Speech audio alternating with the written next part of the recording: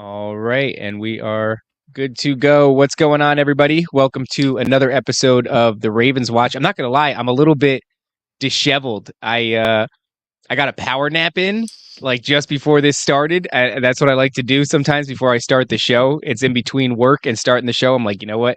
Let me get a power nap in. And sometimes it takes like that. I slipped away for only like 3 minutes and it was like a nice hard reset and now I'm ready to go. But we're here today with Dickie Walnuts. What's going on, brother? How are you? What's up, man? I'm doing good, and you look hot right now. I wouldn't say disheveled, man. Show that haircut you had. I was looking at it earlier, I can swing it around. For those of you that are going to dude. catch the audio version of this only, you're missing out on my hair flip. I finally got a haircut. I think I got insulted by somebody. I forgot who it was. Somebody was like, "Hey, dude, love the show. You look like shit." It's like, you know what? Maybe it's time for a haircut. I So was trying to do a so thing. I was trying to first grow first it you have a all out, gay mustache.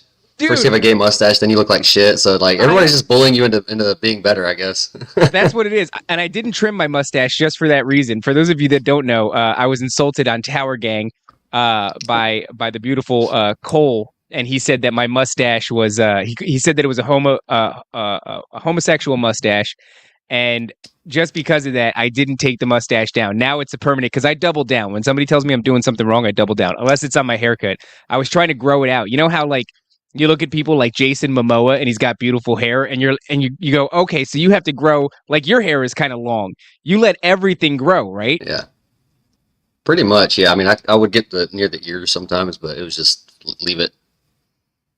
Yeah, well, I guess my hair doesn't do that because I have a lot of gray on the sides. It's hard to see, but that hair is like dead and nappy. So it just, long Uh, story short, it didn't work out for me. And I decided, you know what? It's time to cut the sides and the back and get a proper haircut. But I am here with Dickie Walnuts. And Dickie, you have a lot of interesting sort of paranormal supernatural events that have taken place throughout your life. And I think that is not so. First off, let me ask: is it unfair to say that? I wouldn't say a lot. I've had a few. I've had a couple that were very distinct, and I knew like, oh, there's something really fucked up here.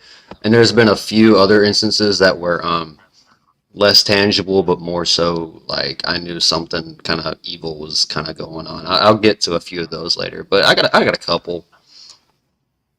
It's typical that people who have these sorts of experiences, and I'm talking about myself, past guests, testimonies that I've listened to. I know you and I are fans of the same shows in the way of Merkel and a couple other characters like that. Mhm. And it's very typical, it seems, that rarely these things happen in a vacuum. It's like you'll have kind of spotted throughout your life these unexplainable events, and it's hard to connect them. You know, I've had my own share of strange events, and there doesn't seem to be any connecting through line except for the fact that they are paranormal in nature. So I always kind of like to start from the earliest experience that you could remember. So, Dickie, do you want to start with maybe what was your earliest memory of something strange, and what was that like? Yeah, my earliest one, I remember I was about 4 years old. I would go in to work with my mom. She cleaned houses, and she still does. And it was like during the summer, I guess. And so I remember the name of the people of this house. Actually, they gave us like furniture one time. I distinctly remember them. They had a nice big basement, and they had a bunch of kids' toys. Now their kids were like teenagers, so I think they might have had like some nephews or nieces that were young. So I loved going there because I could play with toys while she was doing her work. I could watch Disney movies. I could do whatever I wanted down there and just hang out. And one day I'm playing there, and I just get this really weird cold feeling. And for me, like I distinctly remember a lot of this stuff because I have pretty vivid memories starting from about early age 4, even before that, from like even age 2 and 3. Like I've made remarks about things that, like for example, my grandma had a Dalmatian dog and named Star, and she got rid of it when I was like 2 or 3. And I've talked to my mom about that dog. And she's like, "How do you remember that?" So it's like I guess I have a pretty good memory from childhood. So I'm playing, but I just start feeling this really weird, eerie feeling, and I get up and I'm like, okay, no big deal. I'm not freaked out by being by myself. When I was a little kid and I was 4, I would go off in the woods and play by myself. It wasn't a big deal to be alone, so I wasn't scared of that. And so I get up and look. I'm just like, I'm just gonna go to the bathroom, whatever. So I go up the steps and I'm in the corner, and there's like a you got the steps of the basement. There's a couple steps up, and you turn right, and then you go up the rest of the steps, like a lot of basements are. And on the corner of the wall, when I would go up the steps and look, there was this picture of a cowboy. Now, when I was walking down the steps to get to the basement, I remember seeing that picture because I like westerns and I like cowboys. My grandpa was big into John Wayne and stuff. So I was like, oh, whatever. That's a interesting picture. I was kind of scared of it because it was a very like ugly looking cowboy. He had like a disheveled face with a scar, and he had like I think he was like smoking, had like a bottle of whiskey or something. It was just a vivid, kind of creepy looking picture, and so I didn't really like it. I was like, it's a creepy picture. And so I remember when I was going down the steps to the basement, I saw it right in front of my eyes. So when I'm coming back up the basement, it's on the other wall. And I'm like, well, I don't like that. So I'm like, I run back down in the basement. I'm screaming from my mom, like, hey, mom, move that picture back. It's looking at me. And she's like, no, it's not. It was always on that side. And I was like, no, mom, I remember it being there because I saw it. I don't think I would have looked. She's like, no, it's been on that wall. And so I gather the courage, I run up there, use the bathroom, and I come back down. And as I'm going down the steps, it's on the other wall. This happened a couple times where I really had to pee because this is a big house. It's like a 3-hour house, so mom would clean. And so I had to go to the bathroom a couple times. And so I go up the first little flight of stairs. The damn picture's hanging up there with that fucking cowboy looking at me all scary. And I'm like, I'm never coming back here again. And my mom, to this day, remembers this story. She doesn't know how I remember it. And when I tell it to her, like, Mom, I distinctly remember this picture moved from here to there. And she's like, no, you were a little kid. You kind of misremembered it. I'm like, okay, but I also do remember you never taking me back to that house because you were also kind of off put by it. So you're probably in denial there. So that was my first one. So I don't know if you could call that poltergeist activity, but it was just a weird, funny, and I only relate that to my other stories because of the every time there's that weird, eerie presence you feel when something is afoot.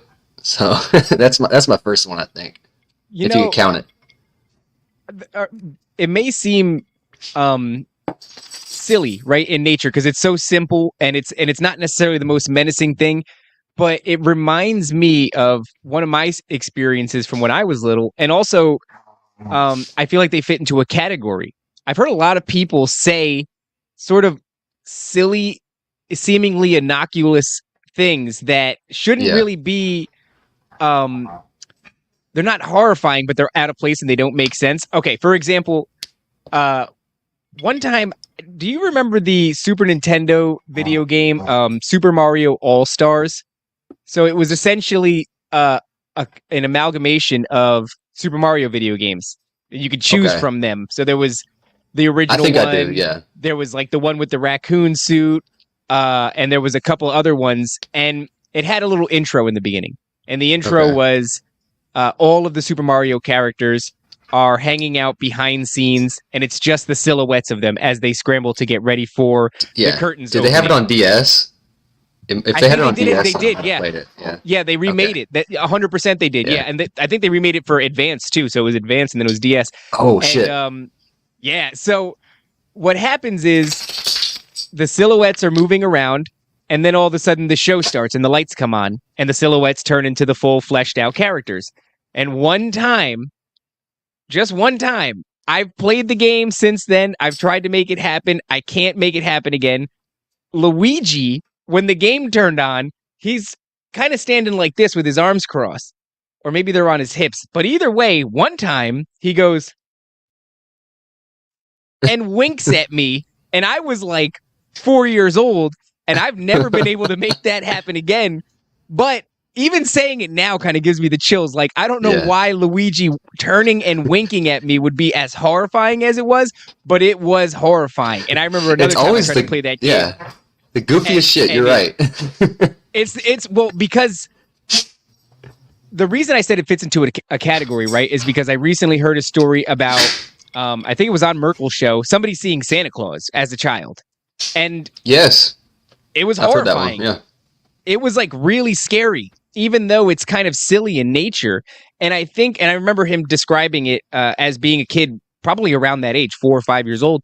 And so I start to have these theories. I'm like, when you're that young and you lack perspective to that degree, maybe these things that are interacting with you can only draw off of the limited scope that you have as a 4 or 5 year old.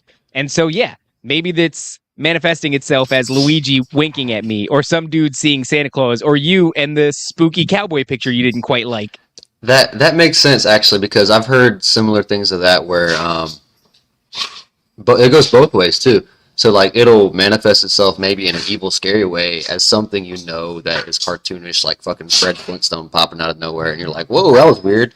Or I've also heard it was another guy on Merkel's show. It was the can't remember his name, but he was a satanic high priest. I don't know if you heard that episode. How he would talk I about know what you. Yep. when he would start off, and it got him his foot in the door with magic and the evil occult stuff with innocent, harmless tricks that that appealed to what he liked. So maybe he'd pray for candy, or he'd do a spell for candy, or for money. He'd find money, he could buy whatever he wanted as a kid. It's like, oh, this is cool, and it was like an entry level thing. I think there's both of those to where it'll manifest itself like as a friendly Easter bunny to some kid to lure it in, maybe, or like Pennywise, with a balloon. That could be a thing. I think for me, it might have been how you were talking about, kind of preying on the most advanced thing that you might know. So for me, like I remember I had this one Western movie, and I was scared of this one like guy in the movie because he was like an abusive alcoholic dude who like beat his wife and kids or something. So maybe I thought that's who that guy was or something. So that kind of played on maybe what I experienced. I don't know. It could have just been bullshit. I could have just misremembered it. But as far as I know, I distinctly remember like all the events of that, and I was a little kid. So Yeah, well, that's the other element of these kind of stories is the I distinctly remember that part. And it's like you have to give some credence, right, to the idea that the memory of a child is fallible, but for some reason these events they stick out in a way that's like, yeah, I know that I was 5. I know that I was 4. I know that my scope was limited and my memory is fallible, but for some reason that sticks out as something that definitively happened. And it's weird to hang try on. to, put that away. I'm sorry. I had to get on my Uh, dogs for a second. No, that's okay. You know what's funny is I did an episode yesterday, and before I came in to shoot the show, I told my son, I said, listen, the dog is outside. Let him in as soon as you hear him bark. The second I sat down to do the show, I could hear the dog barking. The dog barked for like 5 minutes, and then you see me all of a sudden off screen. I grab something and just whip it at the wall, and I can hear my son go, no, and then he runs to go hit the dog. So there's, life happens. Yeah. It is what it is. They always feature themselves every time I go on a show. I actually have a story about one of them later on, so that'll be a good story to tell. Yeah, if I trusted my animals, I was watching something, and I forgot who. Actually, I was interviewing somebody, and their cat came in, and I was like, yeah, if only my cat didn't think that for some reason the keyboard was exactly where she needed to sit, I would actually let her in, and she might hang out in the background, but she won't. She'll be like right here, dead center. Got a All right, Nephilim so cat. why don't we move on to what you would be, as far as the next story that you want to tell? Okay. So after that, I didn't really have any for a while. I didn't have any big instances, and I was going to add to what you were saying earlier. Like a kid, when they have no reason to, they don't really lie. Like if they're scared of something and they're unprompted, they might make up like a little story here and there, like, oh yeah, I have an imaginary friend or something, just because it's funny. They're trying to impress their friends. But like when they're like kind of scared about something, they're not gonna lie, usually. But my next one, I think I was a teen. I was like 13 maybe, and this is at our house. So the house I grew up in was out in the country, out in like tobacco farm country of North Carolina. And our house, like I think there's a shut up. Sorry. So there was a big field behind our house. It was tobacco, soybeans, whatever crop they felt like rotating that year. And my neighbors had a big field behind them too. And they were, I think, Saponi Indians, like Saponi or Cherokee. But it might have been Saponi because they were big in that area. And I know my friend's mom was. His dad might have been. His mom definitely was. So he would tell me stories all the time, like, oh yeah, back in the day, a long time ago, they had people buried back in the field. Somebody was murdered back there, and they had like old pictures and stuff, old Indian pictures and things like that. And their house always kind of creeped me out too because they had this like a picture of Gollum on their wall, like just a big poster. Which I like when you're a little kid, that's kind of off-putting, but it's like okay, whatever, it's Gollum. Lord of the Rings is cool. What really creeped me out the most was this picture of Jesus they had. They had a painting of Jesus, and it's his grandma says, "Hey, like it was kind of the lore of the family because that painting had gotten passed down. Like, oh, Jesus is watching you, better watch out." But like the eyes would follow you. So she would say, "Hey, the eyes follow you. Watch what you do in this house." And it's like, okay, and they did. I would catch it all the time. I'd be looking. It could have just been my imagination from what she said. But anyway, the reason I'm getting to this is because I think there could have been some leftover spirits on the property. I get up one morning. I think I just woke up early and I couldn't go back to sleep. So I'm like, you know what? I'm just gonna get started for the day. So I walk to the laundry room, grab some clothes, and there's the hallway. You turn left, and there's a laundry room, and there was a wide corner going to there, and we had a broom with a dustpan sitting on top. I'm walking around the corner, and all of a sudden, this broom and dustpan comes flying off the wall, hits me in the head, cuts my ear open. It was like a metal dustpan, cuts my ear. I'm bleeding. I think somebody's trying to attack me or something. You're like 13. You're like, you think you can kick everyone's ass. So I turn around and throw a punch, put a hole in the wall. And I'm like, oh, there's nobody there. Like, I just try to fucking punch a ghost. My mom is sleeping on the couch because she would fall asleep doing work and stuff. So she gets up. She's like, what's going on? She looks and she's like a little hole in the wall. She's like, what'd you do? I was like, Mom, that dustpan over there just attacked me. So I told my buddy next door about that. Sorry, How what? old was this house? I was not old at all. It was as old as I am, so it's about 25 years old, 26 years old. It was like a mobile home they had built on that property. So I don't think there was any latent spirits in the house per se, but I think from what my neighbor was telling me with their property and their house, because theirs was a little older, could have been something there. And I told him and his grandma about it after that, and they were like, "Oh, that's a little weird." Yeah, we've had some stuff kind of move around the house too in our place, but never anything like that. I was like, all right, that's weird. But I remember, like, I didn't kick it, I didn't knock it over. That dustpan was 6 feet away from me, leaning up against the wall, and it was on the floor next to me. So my mom didn't throw it at me. I know that. You said you were 13 at the time?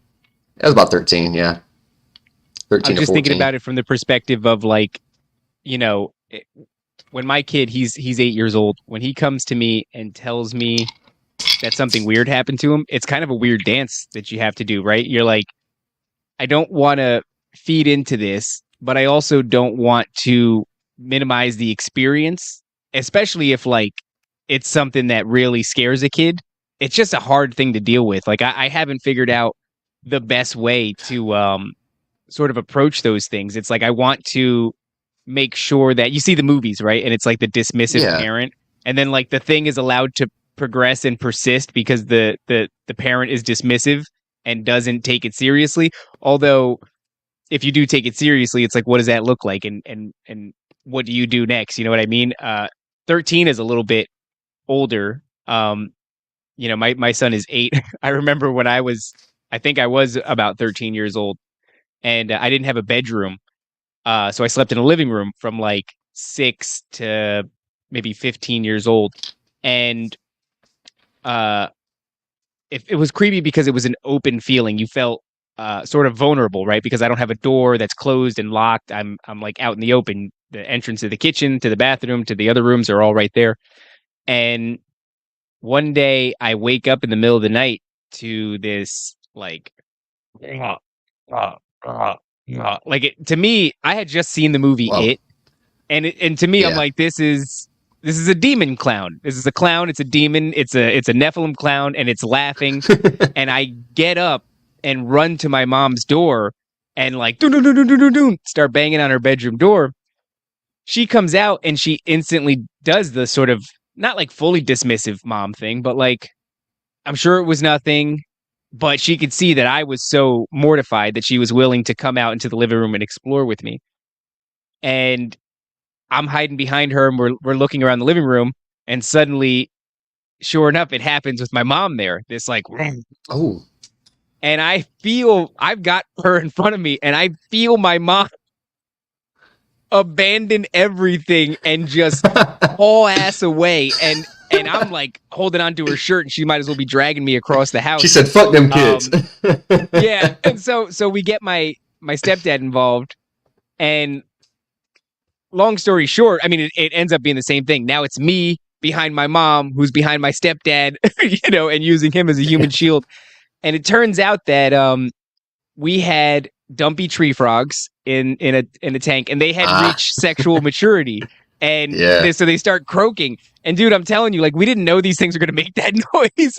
And So they're they hollering. sounded exactly like a demon.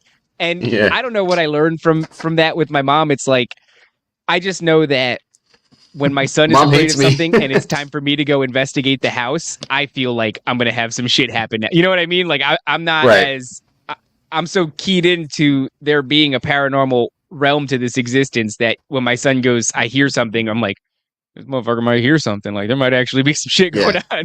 I've thought about this like with my son too. Like he's obviously an infant still, but like if some like God forbid if something happens to him, it's like I think early on it's kind of how you explain to your kids about salvation and the Bible and other stuff. If you can talk to your kid about God and the Bible and like a heaven and hell, well, I mean, who's going to go to hell? I mean, eventually it's going to be like Satan and all his guys. So you can kind of give them an entry level on demons, the not more so the occult, but like stuff like that, to where they know, hey, look, this is a real thing.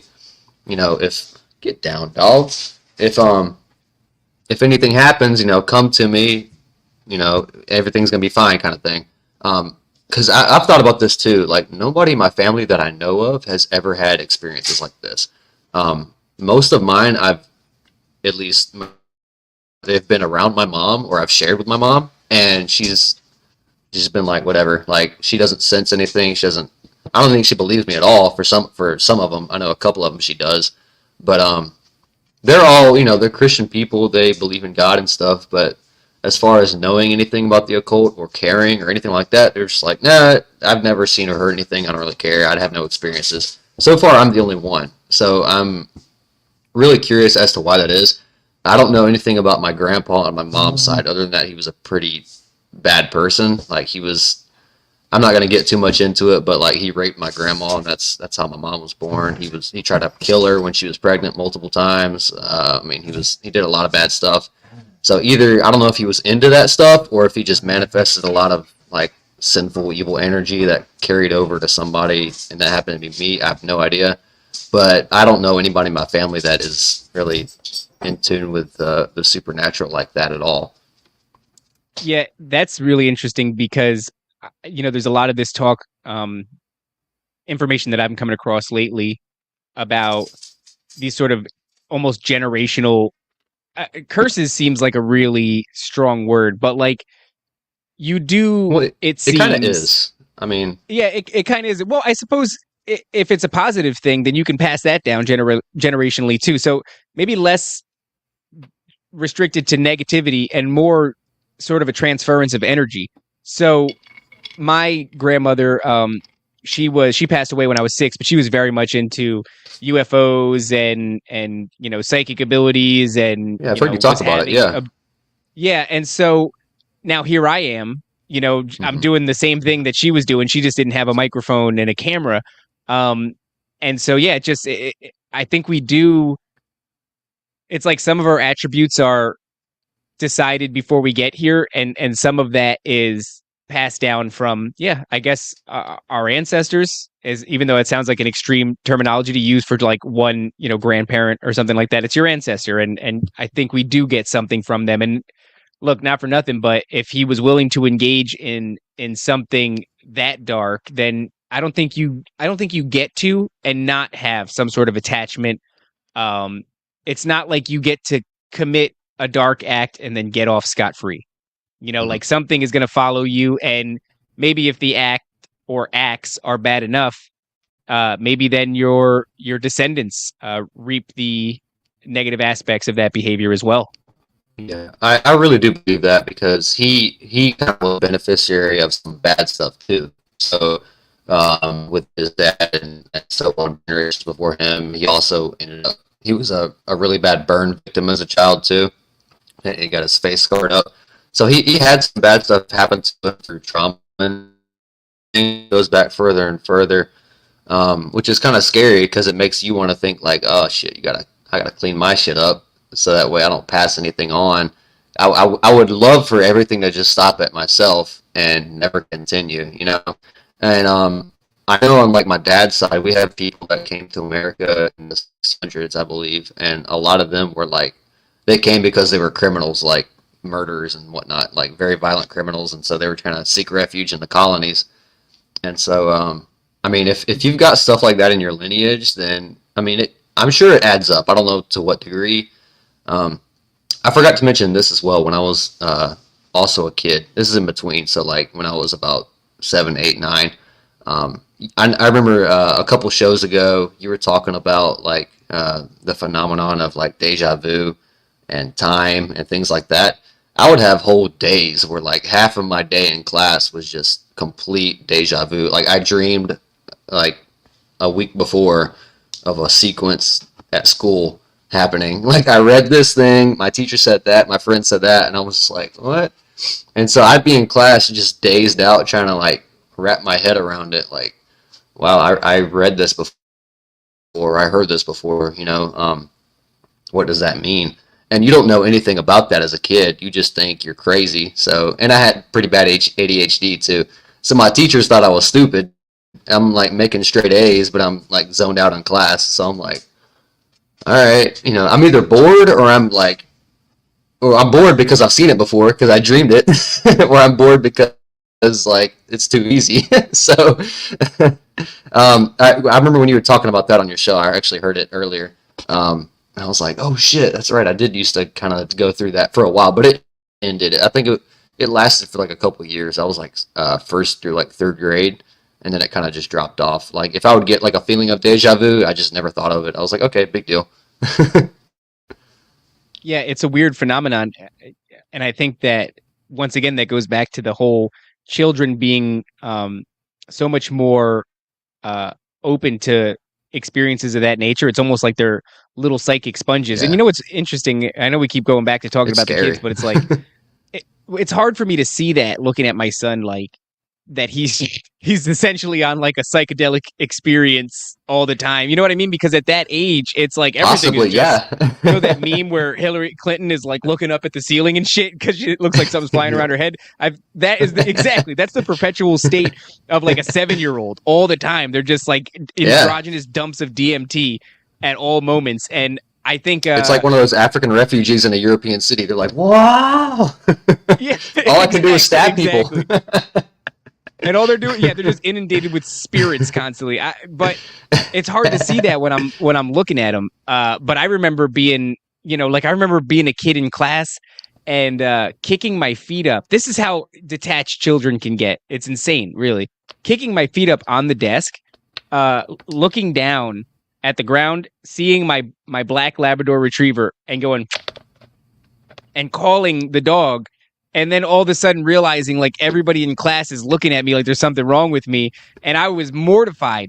It was so out of my character to be. I was like, you know, always a very respectful kid, to put Muscle my feet memory up just on the kicks in. desk, yeah, and just start calling this dog. And so, I mean, I don't know what it is. Kids are in a weird state where time, you know how they say time is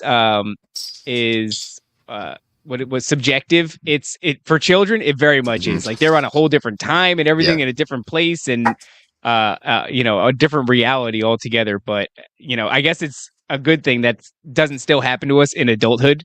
Or maybe it does. We're just better at coping. Dude, well, it does. It's when we're on drugs, yeah. Yeah, We can exactly. manufacture it. Yeah, all we're doing is recreating the childhood experience. All Yeah. right, so where do you want to go from here, Dickie? Yeah, I'll go to my next one. My next one is probably the biggest one. It was the one I was talking to you about a little bit. It definitely freaked me the fuck out. So this happened, I want to say summer 2021, so a couple years ago, pretty recently. And I'll try to, it'll take a little while because I want to go into all the little details that I remember myself, just in case it kind of, if it triggers something that anybody in the audience or yourself kind of remembers, like, hey, I saw this detail, I saw that detail, if they haven't experienced themselves. Um, so I think it was a weekday. My wife was gone. She and I were living with our roommate at the time. We were living out in the country out here in Florida. Um, and she was gone for like 3 weeks. I think she flew up to see her family in New York, upstate, and she was just staying there for a while. I was working, and I go to bed that night, and I know I went to my bed because it was a weeknight. I wouldn't have stayed up playing video games and slept on the couch or anything. It was, business as usual. I would have gone to bed, and so I had this dream, and so in this dream, which I don't know if it was a dream. Later on, we'll get to that, but I wake up. It's like a lucid dream to where I wake up on the couch. I'm like, oh, I must have been playing Xbox or something. Hey, whatever. I guess I'll just go to bed. I stand up to walk to the bedroom, and I'm like, this is really weird. This is unlike no dream I've ever had. It feels like I'm in like some other realm, like in a horror movie where everything is gray, everything is darker, like in the Insidious movies or in other horror movies where they're in like an astral plane. And that's what I think I was. Looking back on it, it seems to be that's where I might have been. Because another thing I noticed was the sound. It was such a weird, eerie frequency or a sound of just silence, but it was so quiet that it was like, I guess when they say silence is deafening, that's how I could experience it. Um, Everything just was still, just on a different level. And so I noticed that everything kind of seemed muted. It wasn't so vivid of colors. Obviously, the room would have been dark anyway in the living room, but I could still see. Everything was just kind of like a colder hue. And I looked down, and my roommate, she had this beautiful Scott American Bulldog. His name was Walker, and me and him were buddies. He was my friend. I would walk him hours a day, even like. We would spend so much time together. Like he was closer to me than even to her, even though she owned him. And so I was like, hey buddy, like, time to get up and go to bed or something. He was kind of laying on his dog bed, but I could see him and he's laying on his side and I can tell he's dreaming. Sometimes in real life he would run in his dream. He would kind of, move his feet like dogs do. And he did that a lot. And so I was like, okay, buddy, wake up, and I see him, he's twitching hard. And he's crying. He's like crying real hard, like he's scared or something. I'm like, hey, it's okay, dude. You're having a bad dream. Wake up, wake up. And he's not waking up. So I'm like, okay. And he looks like he's really distressed. So I was like, all right, whatever. He'll get over it. And when I'm bending over to pet this dog, I feel somebody. I can kind of sense a presence there behind me. And I'm like, all right. I still can't tell if I'm dreaming or if I'm somewhere else. I'm telling myself I'm dreaming because I'm like, be optimistic. And I kind of turn my head a little bit, just 90 degrees. Out of the corner of my eye, I see it, just a shadow man, like standing kind of off to the side. I can't tell you how tall he was. He seemed tall, but he was slender. So, like a slender man figure. I remember seeing, I saw half of him. So I saw one arm, a really long arm, long fingers, I guess, and he was kind of just standing there watching me, and I turned around quick and back to it and just looked down at the dog one more time, and I was like, this is weird. Like, this has got to be just a bad dream. So I start walking down the hallway because I'm facing the hallway. I start walking down the hallway to the bedroom. I'm like, you know what, fuck it, I'm going to bed.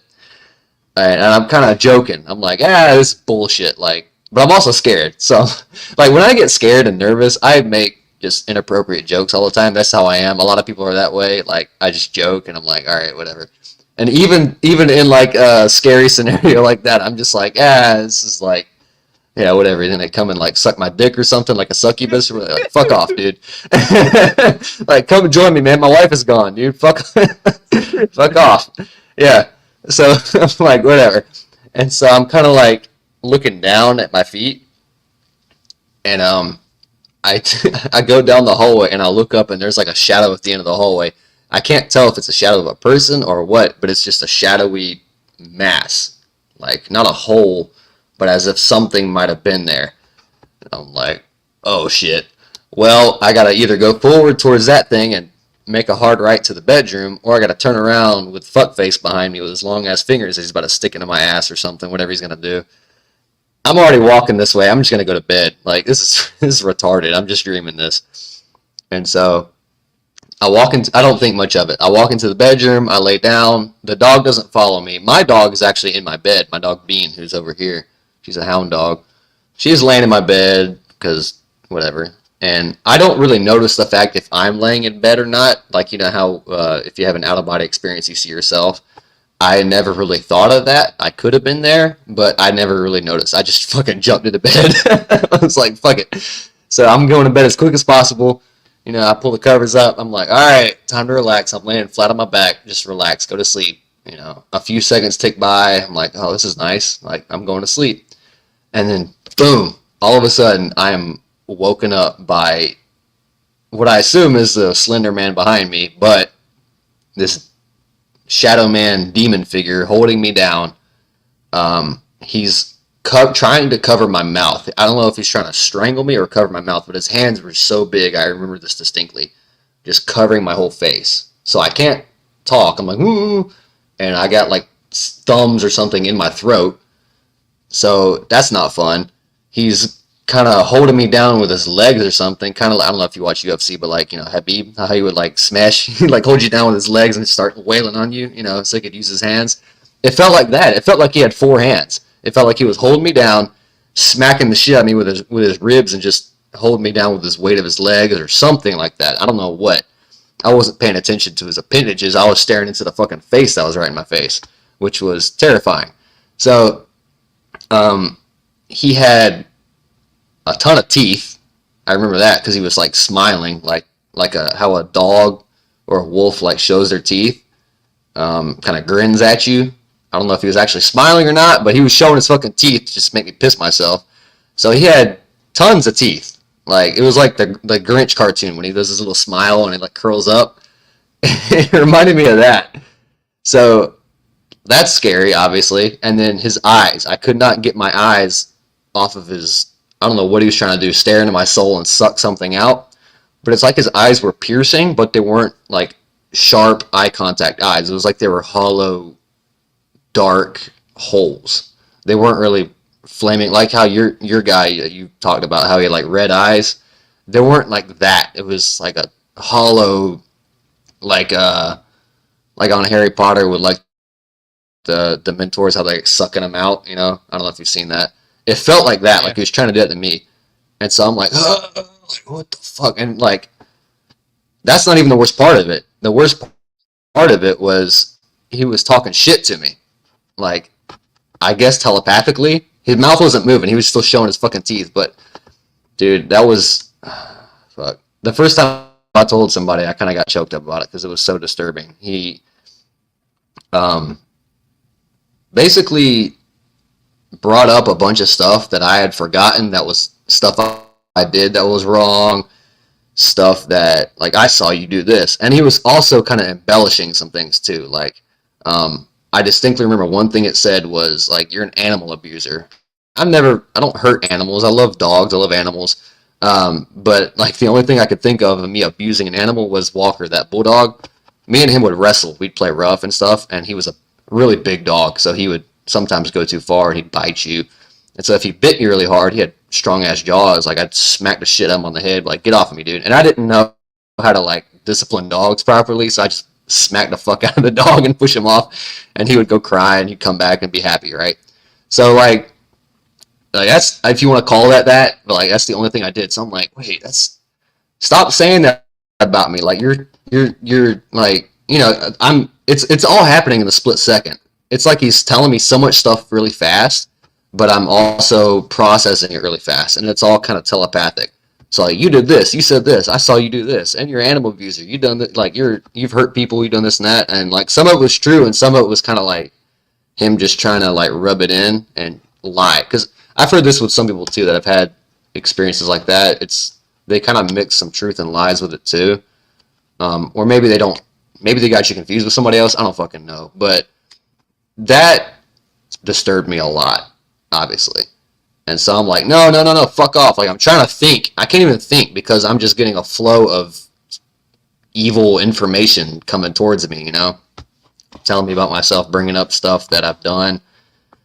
and I'm trying to invoke the name of Jesus because that's what they say works. I can't talk because I'm getting smothered.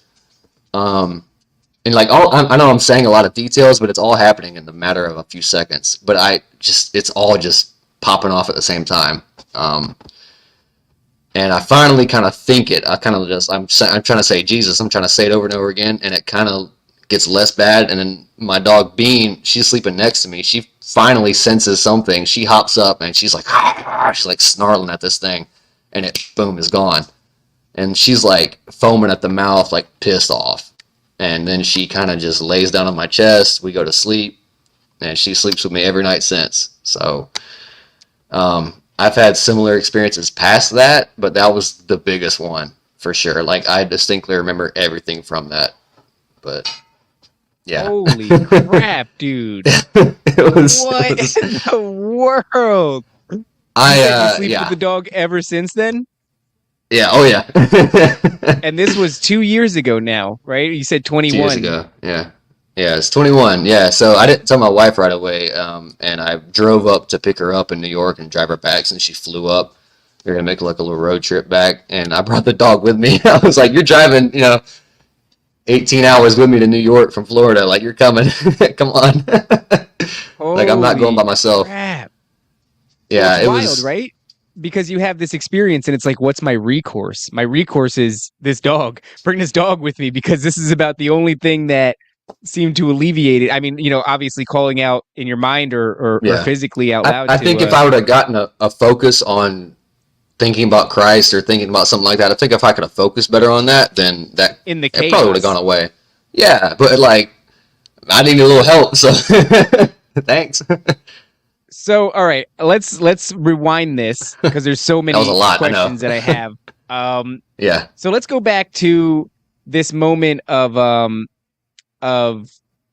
dude, I'm getting sweating. up I'm sorry. and the world is a little bit different, right? Because what you've described there is um, this phenomenon of sort of, in my opinion, what you've described is a phenomenon of entering this realm that like some people would call the upside down. Certainly, that realm in Stranger Things is inspired by testimonies from people like yourself. This is Yeah, a thing that doesn't happen in a vacuum. A lot of people have experienced this. I've never experienced anything like this, but when you said that it was already dark and so sure it was hard to see color in the first place, but you distinctly felt like things were void of color, almost muted. yeah, like muted and cold. Like when you do a lens and it's like it shows only the colder, like bluer colors and stuff. Oh, here's Bean right now. If you want to say hi to her, this is the dog who helped me sleep that night. This is the It's demon her. slaying hero dog. I love this dog. I actually have her tattooed on me, like a picture of her. Yeah, this Really? is Well, me and she's her. Me and a her good girl. have. Yeah, we have a very close bond. I gave her steaks and hamburgers the next week. Oh hell yeah, But I'm yeah. sorry. Continue. She came over, so I had to show her. No, please, she deserves an appearance. So all right, so it's cold. It's kind of like the way you described it, that lens where it shows cold tones and sort of like a blue color.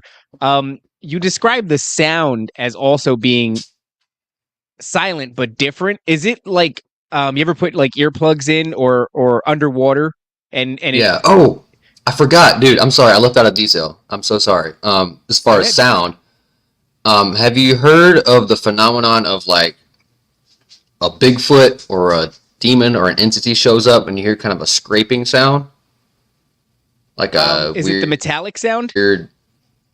Yeah, I've had that multiple times, and that was the first time I heard it. Was kind of this one felt like it wasn't super loud. It was very soft, but it felt like a pin scraping across concrete. Maybe I've heard it afterwards when I've had some other experiences I might get into later, um, where it was like a scrape or a whistle.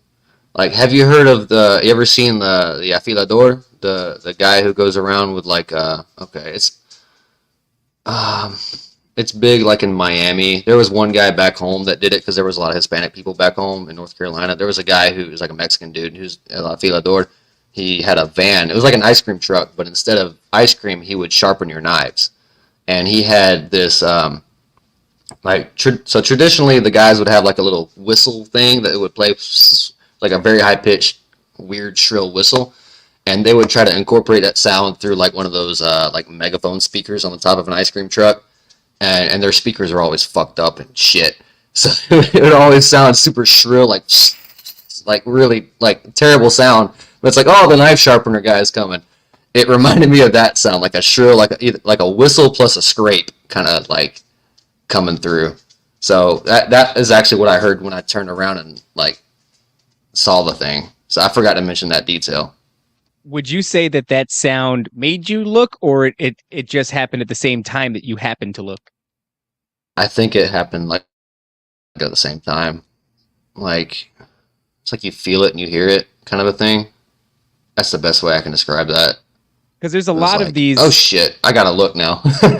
as far as that sound goes, right? There's like two schools of thought, and maybe they could be separate noises altogether. But there's one that says these entities have some sort of infrasound ability, Hmm. and I subscribe to that to a certain degree because I think that that mechanism is what they use to paralyze you. Because oftentimes that sound is accompanied with the paralysis. I experience that, but it's like this really intense electrical scraping, vibrating, something like that. But there's also the other school of thought about this metallic scraping sound that people have started to theorize is the opening of a portal, because it's often associated with immediately afterwards seeing an entity of some sort, whether that entity is a Bigfoot or a shadow person or something like that. So that is interesting. Now, do you feel like that ever actually happened, that you were ever, because when you're describing to me you're trying to wake up the dog and the dog's not waking up, like, sure, I've had dogs where they're doing like the whimpering and they're running in place, but typically if you Yeah, interact with them, they snap out of it and they usually wake up every like in time. a panic. And Yeah, so it strikes me as strange that you wouldn't have been able to wake up the dog. Does that strike you I as strange at all? yeah, very strange. That's why I was just like, wake up, dude. What's your problem? And I was like, no, I'm tired. Fuck it, I'm going to bed. You're on your bed already. You'll figure it out. Like it's gonna be fine. And that's what I don't know if what was going on still because of things like that, and because I've never really been able to take a whole astral trip on my own from start to finish. So I don't know what that was. It could have been a whole dream or something. But from excuse me, from what I saw and how I felt with it, and just how everything looked, I mean, it seems like it was like an astral experience, but I don't know.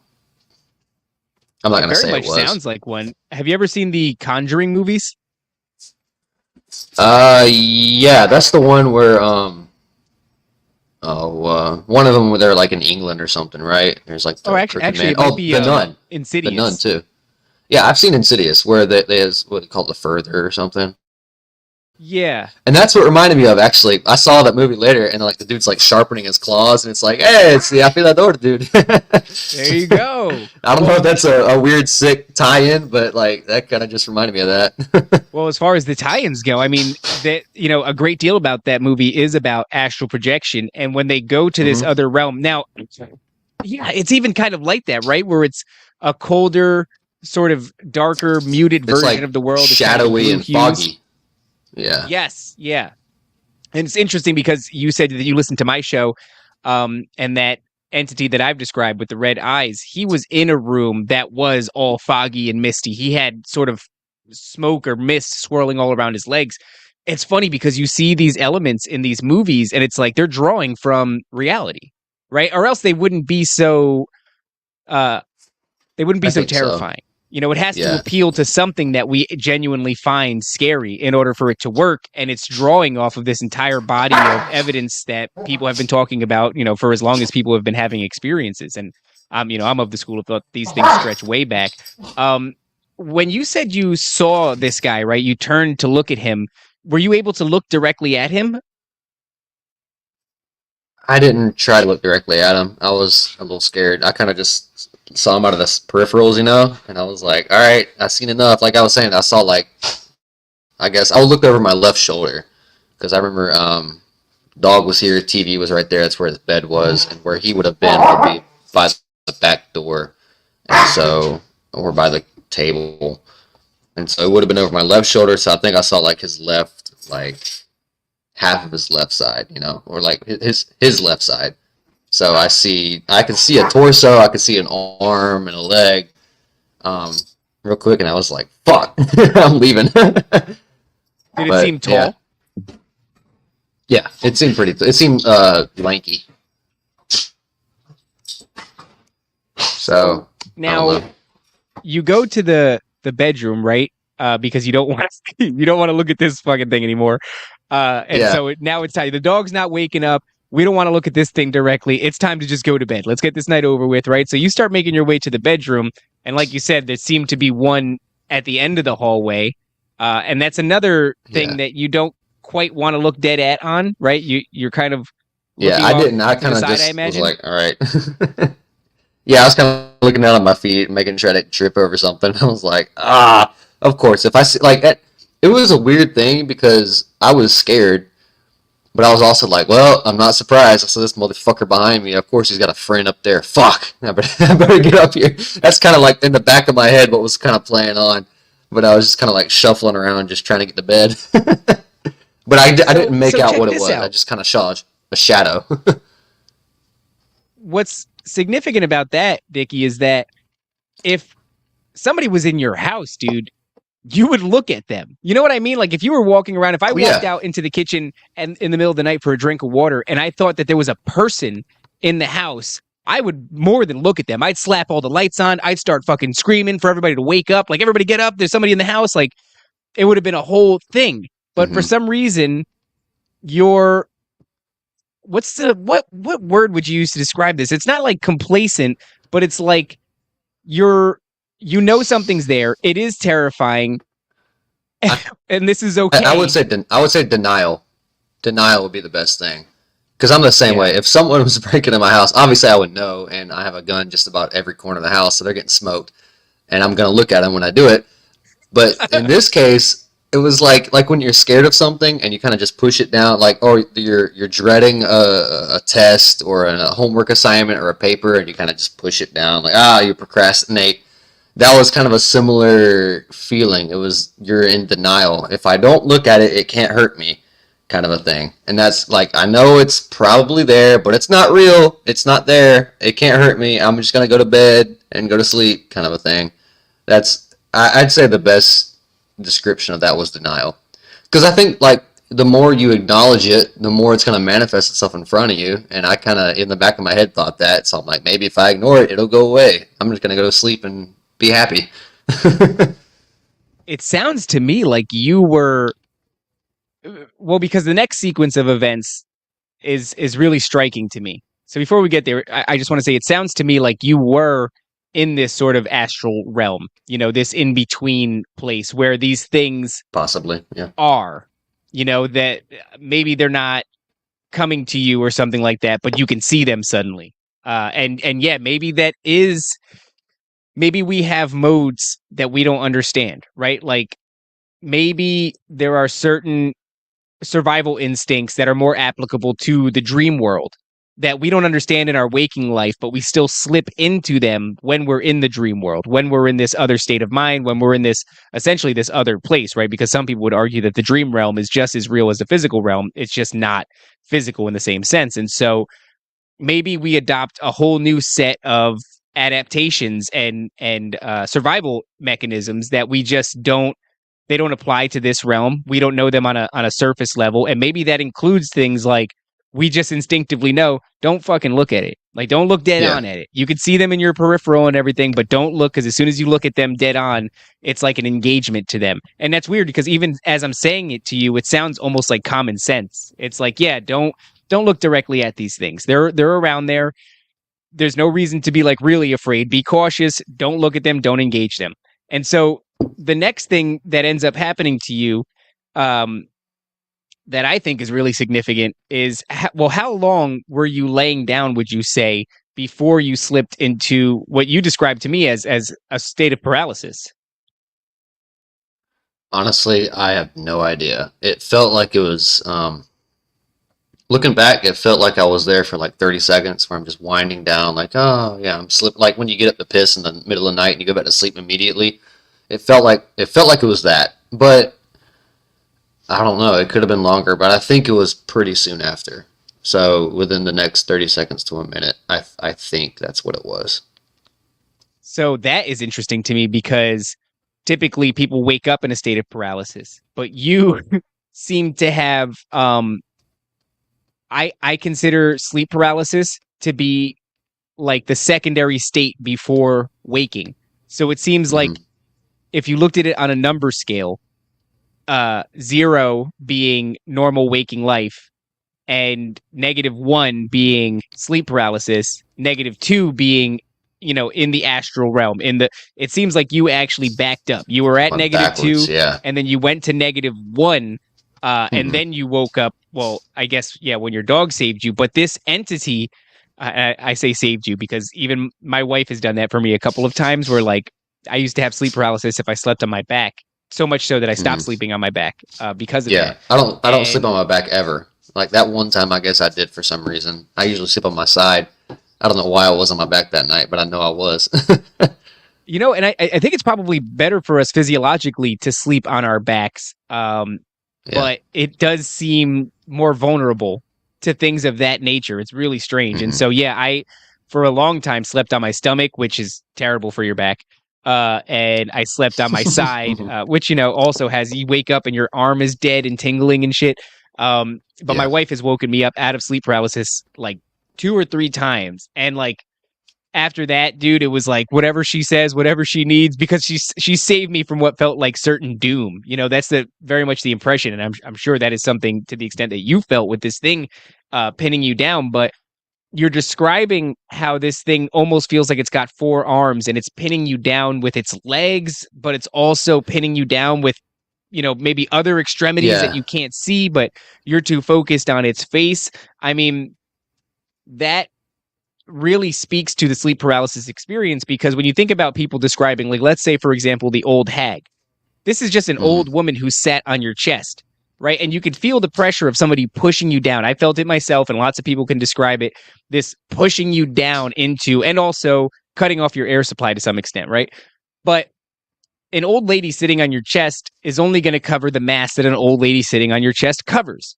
So how the hell are your legs pinned down and all these other things as well, right? It's like there is a whole nother dimension to Hmm. the force that they're using to control you. And so, maybe even paralysis isn't a great, it's like this massive restriction because it doesn't necessarily feel like you've lost bodily function as much as it feels like an external presence is restricting your movement. And Hmm. when you describe this smile or this baring of the teeth, right? There is, I mean, there's literally a movie out right now called Smile, and it's where these entities they take over the host. I think it's some sort of possession, and one of the ways you could tell is because they have this really horrifying. Their grin widens far beyond almost ear to ear. And if you've listened to Merkel, and I know his name's going to get brought up a lot in this show, and you and I are both fans of his show, Yeah. there is no shortage of people describing these entities. I remember one in particular. This woman thought she was seeing her grandmother beneath her dresser, and that her grandmother. The only thing that was strange about her was that her smile was like impossibly wide. And then Yeah. one day she interacted with it too much, and it ended up trying to pull her under the dresser. And the hand that extended was not her grandmother's; it was like some sort of demonic claw. Oh But shit. this, to me, immediately brings in imagery of the way the Nephilim were described. Right, these giants that were the offspring The of the daughters of. exaggerated smile. Oh yeah. Yes, yes, and The that's not clown something you shit. get away from. Have you ever seen Yeah. Attack on Titan? I haven't. Everybody tells me to watch it. I've never seen it. Yeah. I don't watch like anime. It's an anime, right? It is an anime. I just discovered I watched Okay. like an episode or two of it. I was gonna watch it with my son, and then I realized like, holy shit, this is a gruesome show. So I turned it off.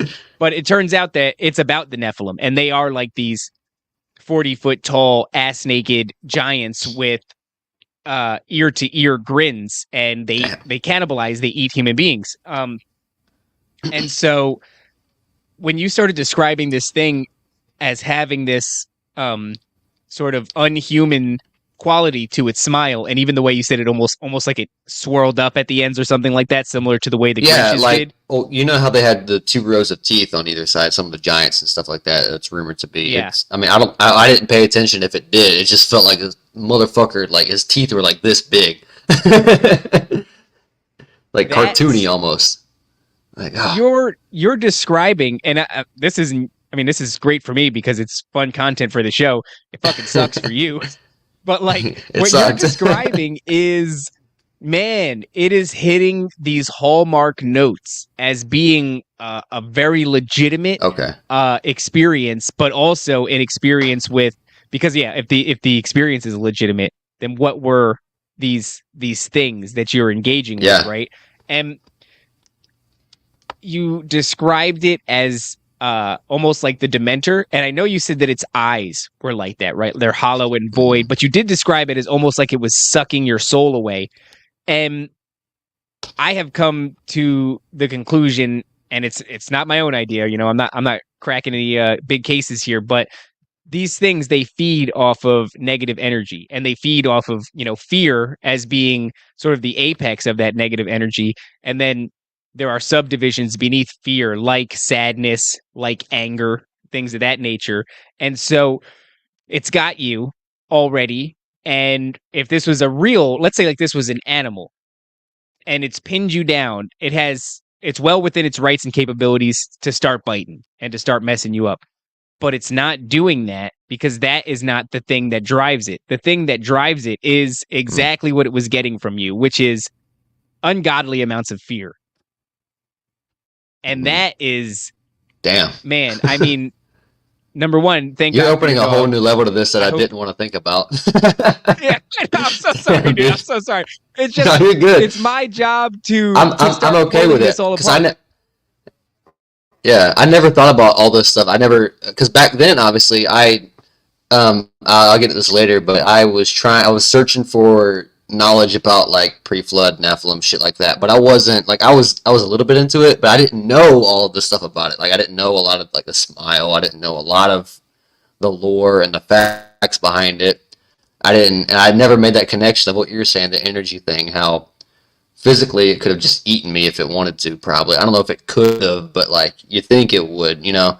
Um, but it just really wanted like what people would say your soul, but it's your happiness, your energy, your whatever is inside of you. You're Because like loosh. afterwards, yeah, on and off, like it caused just horrible depression. Like, and whenever something like if there was an event that happened, I never had a big event like that, but I had smaller ones here and there, and I'll get to them later. But they would just cause just fucking crazy amounts of depression, and I didn't want to talk about it because it's like, who's gonna believe me? Hey, this fucking Nephilim demon caused me to be sad today. Like, hey, like it's gonna be a joke to somebody, you know? Um, like, damn, I didn't put two and two together the way you just did. That was actually pretty solid. Well, Fuck. I got a couple of questions, but before I get to those, I want to say that when I had my experience, I was in a bad way already. I was hmm depressed, anxious, angry, you know, sad. I had all these things. I wasn't really dealing with them. For the audience, I'll describe it a little bit, but it was basically that I had just moved back to my original home state from Vegas, kind of felt like a failure, and was doing a pretty good job of pressing those feelings down and not feeling them. But I think, especially as men, we do that, but it's not a solution. And I think that you don't get away hmm scot free from whatever it is that you're feeling, because, you know, there might be some validity to why you're feeling it in the first place.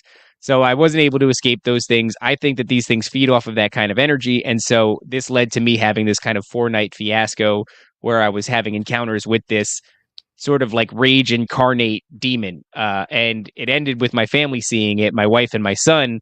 And then it ended with me praying to Jesus Christ because I was so desperate. I didn't know what to do anymore. Um, so that makes me wonder about you in particular. Did you, looking back at that time, were you in a place of like anxiety, frustration, anger, you know, maybe even sadness Yeah. at that time? Well, yeah, 100% actually. So like the big event before that, I was actually going to be in the military. I actually got out of my contract a week before shipping off. Like all I wanted to do as a kid and as growing up was like be a soldier or be a Marine or something like that. Special forces, intelligence, just something cool. And I was finally following through on that and really I'm not going to get too political, but I was getting more into libertarian theory. And I was kind of realizing I probably shouldn't do this. I probably shouldn't work for a government that doesn't like me. And the big straw, one of the bigger straws was January 6th, and kind of seeing how Americans were being treated after what was really nothing. And I'm like, man, what if they asked me to do something like that and like enforce laws against my fellow people? I don't really want to do that. And like days before I got out of my contract, which was pretty hard to do for me, like I had to just stay on the phone all day long just to get out of it, but it worked. But honestly, that rest of that year, for most of the year, kind of caused sort of an identity crisis because I was scrambling to find a good career afterwards. I had a degree and it was in something that I liked, but I couldn't get into grad school with it, which I needed to do because I didn't have the grades for it. So I was feeling like a failure from many angles. You know, I was like, fuck, I'm too dumb for grad school, and I'm too smart to be like a soldier. So I had found a decent job at the time, working in mortgage and stuff. But it was, I had still a lot of thoughts in the back of my head about that because that was something like as far as the army thing, that was like a goal I had for my whole life. I wanted to do something in the military because a lot of my family members had done the same. And so I think how you were saying for us men to fail at a career goal or a big life goal is like a death sentence. Like that really hits home for us. And let me grab my charger for my computer. But I think that was a very big a thing going on for me. Yeah, that makes a lot of sense. You really hit the nail on the head there, where it's like when men fail at big career moves or life moves, it feels like sort of a fate that's rhymes with death. And I think even though we do a good job of not feeling it, or it manifests itself as anger, and it's like, well, I get angry all the time. I'll get angry at Call of Duty, or I'll get angry at a dude that cut me off, or I'll get angry if my dog fucking pees in the house and nobody let him out. So when you're angry because of a big life decision, you almost don't even differentiate. It's Yeah. just a state that you're in is just It's anger. a You know what I slow mean? And burn that you so always feel. yeah, exactly. I'm always smoldering beneath the surface. So like this is normal, right? Um and I think that for us it's really dangerous because if you can't identify that, then you might not even stop to realize, I mean, shit, who's going to make the connection that like, oh dude, I am feeling a little shitty down in the dumps. I better be careful because some greasy otherworld demon is stealing my loosh and I don't want to be feeding Yeah. this bad boy. You know what I mean? So Like it's the something weird thing that I'm was sure a lot is of us like are doing. I'm Go sorry. ahead. The weird thing was deep down I knew I made the right decision. Like I should have stayed a civilian. Like I'm glad I did in the long run. Right. But when you don't get what you want, you're still pissed for a little while. You're like fuck. Yeah, But dude. do you want me to hit on some of these other experiences I had? Like I keep rambling, but No, no, no, for sure. Well, uh, I did want to ask you one more thing before we move on to the next ones. sure. How Yeah. for the remainder, let's say like a time frame like a week ahead of this, right? A week after this event, and this is for my own personal interest because I've had things that happen and it's like it's a fucking struggle for the next week or so. What was sleeping like for the next like week after this? I think the first night I was a little bit kind of wary. Um, I definitely didn't want to fall asleep. I don't remember what I did, but I just remember like fuck. So I had my dog with me. I was like, all right, if any shit happens, like she's gonna bark at this motherfucker, and hopefully it'll go away. And hopefully, I think I definitely prayed a lot that day. The next day, like, hey, I don't know what this is. I don't know what's going on, but you're stronger than him. I need you to like help me out here. And for a long time, nothing happened. And so like that next week, it was okay. I wasn't. I didn't feel like immediate depression afterwards. I think it was because I was. It's like when you feel like a little tickle in your throat and you start hitting the vitamin C really hard, and then you're good the next day. So you don't get sick. I was like praying super hard, like all the time. Which I guess you should be doing anyway if you believe in Yeah. Jesus. You probably should do that, but I was, and so I was like, okay, if things are strong spiritually, you're probably fine. In the long run, afterwards, yeah, it did cause a lot of depression, a lot of just problems. I made just horrible shit decisions for a while after that, but um, yeah, immediately after, I think I was okay. So that's good. So you hit that that vitamin Christ real hard for about a week Yeah, and it set you straight. So yeah, let's go on pretty to much. the next story, Dickie. Yeah, I didn't mean to move you on so fast from that, but No, no, no, it's I fine, it's was fine. just like, ah, fuck. Um, so I'm trying to think because like the next events were smaller, but they were just boom, boom, boom, boom, boom. Like a lot of them happened, and so I'm trying to think what the next one was. I know about a year later, I had another paralysis incident where I wasn't getting sat. It didn't feel like if I was getting sat on by something, I wasn't looking at it. I was looking off to the side. So like right to my right side, I remember it's like there was a creature on the wall, or it was like it was perched in a tree, kind of how it was sitting, and it looked like the guy before, but like much like smaller. He had the big fucking teeth and smile, like eh. And I'm trying to telepathically yell at him, like "fuck you, fuck off, dude, leave me alone." In the name of Jesus, man, get out of here, like stuff like that. And he's just kind of like smiling at me, like eh, and then he kind of just dissolves away, and that was the end of it. I never got like choked out. I never got punched or anything, like nothing. This And I was in was your like, room? yeah, yeah. I woke up. It felt like a dream, kind of like I don't know if it was a whole out of body experience, but it I know it was like a paralysis thing, so it felt like I was awake.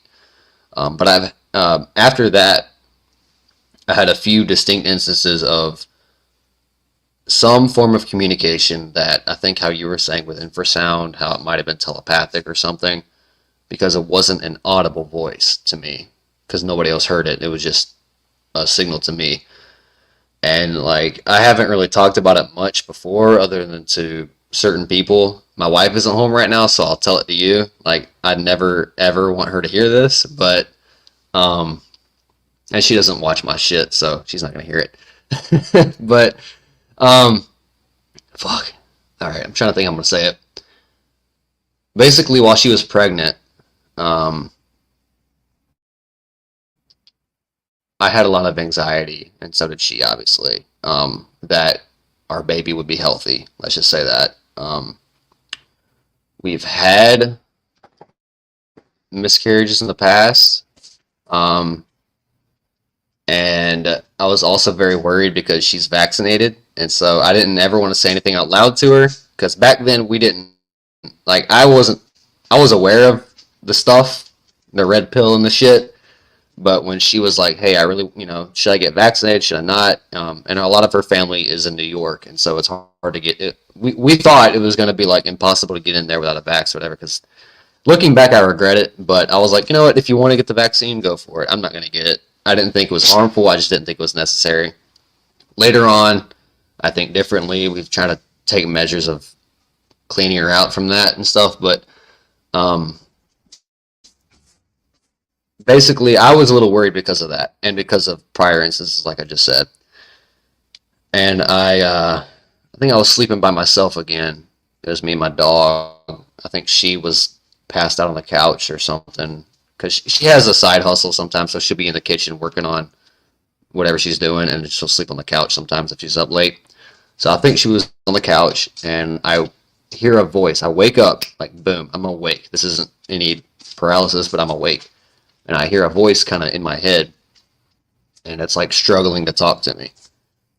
And I'm like, what is this? And all I can hear is, it's like it's talking through static, but it says, you're lucky.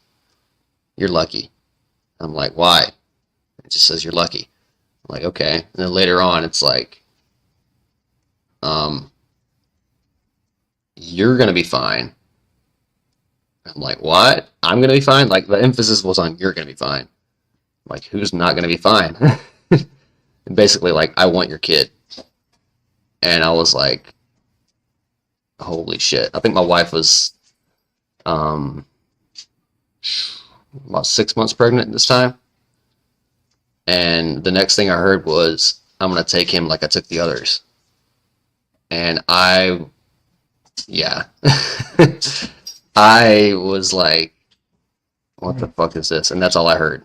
Is I'm gonna take in like the others. And I assume like if we had a miscarriage in the past, it was. I don't think that like deep down, I don't think that's what happened. But I think it was just kind of it knew that and was playing on that, trying to scare me.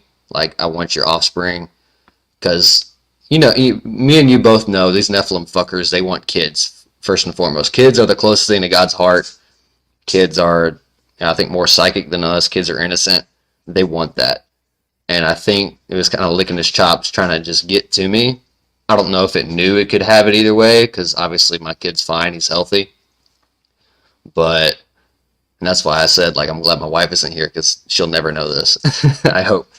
But that's exactly what I heard. And that messed me up for a while, just hearing that. And I was very paranoid until my son's birth. I don't know if you heard this story, Dickie. I've told it maybe 2 times on different shows. I think one of them, one of them might have been episode 7. Either way, I heard a voice once too, Okay. and it really it happened when I was like 6 or 5, and it had me worried like all the way till adulthood. I have an aunt who is schizophrenic, and I was like waiting for my day, dude. I was like, any fucking day, like it's gonna, you don't hear a voice when you're a kid and you have a schizophrenic aunt and then you escape it, So I thought it wasn't until I'm 33 years old now, and so I think the onset for schizophrenia is I've passed it, which is why I'm like comfortable talking about it. But I just wanted to say that because I don't think people understand how fucking troubling it is to hear something and to if you're a sane person, you're kind of like, what's going on? What's really Yeah. going on? Uh Like, huh. am I Because I was okay? worried about that too. Because I'm around that age, I'm 25. I'm like, shit. I like Yeah, guns. I'm gonna dude. have to fucking give up on my guns and go to a psych ward. Like shit. Yeah, but I think that speaks to you're grounded in reality enough to entertain. It's when you don't entertain that thought that it's a problem. If you I think don't that's go, true. Yeah. is there something wrong here? But all the other functions are still going on normally, right? And yet there's this Hmm. one anomaly. When you say This you only heard happened a this few voice, times. Yeah. now is it what's the gender of this voice? Can we assume it's gender? Like male. Yeah. Like a whispering male voice, I guess. I assume male. It wasn't like a female whisper. Yeah, I think it was like I guess male. Was there any familiarity to it at all? Like, did it sound familiar? No, it just sounded kind of sinister, I guess would be the word. Yeah. You described it as struggling to communicate with you as Uh if it huh. was through static. Could Yeah, you yeah. maybe talk a little bit more about that? Okay, yeah, I can. The reason I think that was I had another incident later on, and you know how I was saying it said you're lucky, like a couple times. This happened later on after my son was born. Another instance, and both times I actually kind of heard the little scrapey sound too beforehand, and that's kind of what made me perk up both times. So I was like, oh, shit. The second time, it was also struggling, as if like struggling to get a signal through, or struggling because somebody was like holding him back or something. It just felt like it wasn't clear and strong like it should have been, like it wanted to be. But the second time, it was like you're lucky, and I'm thinking, what the fuck do you want now? Like he's here already, he's born, he's healthy, motherfucker. You lost, so like, what do you want? And it was like you're lucky. Your wife and your son, they're protected, they're good, and you're lucky. And I'm like, shit. And to me, I interpreted that as both of them are innocent. They've never hurt anybody. They never screwed anyone over. They're protected by angels, I'm assuming. And I think I am too. Like, I don't. I'm a lot worse of a human than my wife and son are, obviously. Like, I'm a piece of shit. Shit I've done in the past and things like that. But I also think, by default, if we're a child of God and we're a Christian, I think we do have a little bit of a protection as His own. You know what I'm saying? But it still freaked me out because it's like if you weren't so protected, you'd be mine, or I could have them or something like that. And that kind of freaked me out. But at the same time, I thought if they're protected, that's why they're struggling to talk to me. Something's holding them back, maybe. Something's kind of a barrier. That's how I interpreted that, to answer your question. That's interesting because I think that since we don't have physical, tangible, evidence-based research when it comes to the spirit realm, I think your feeling actually has a lot to do with what's actually going on in regards to your interpretation of an event, right? Is these things are so close to our emotional, spiritual side of the human experience that I would say your feeling is a good barometer for actually identifying what's going on. And so if it's accompanied with this idea or this kind of fleeting feeling of, I think you're struggling because somebody's making you struggle in order to have contact with me, I think that there's probably some validity to that. I also wanted to say that I think it's funny that, funny in a kind of fucked up way, that like when things like this happen, you really don't like tell your wife right off the bat. You know what I mean? Like you kind of just fucking. I did the same thing. Like I had experiences that were directly related to her. Right. Yeah. And I'll explain quickly for the audience. It was like I saw something in my dream that was horrifying, and then when I woke up in the morning, my wife told me that she saw the same thing, but she didn't know that I had seen it, and I just never told her. Like, in fact, while she was telling me, like, I saw this thing pinning you down into the bed, and it had red glowing eyes, part of me wanted to go, dude, I saw the same fucking thing in my dream last night, but instead I went, you're like, damn, bro, that's crazy. Yeah, wow. Okay. Like that's it, dude. I just fucking kept it to myself.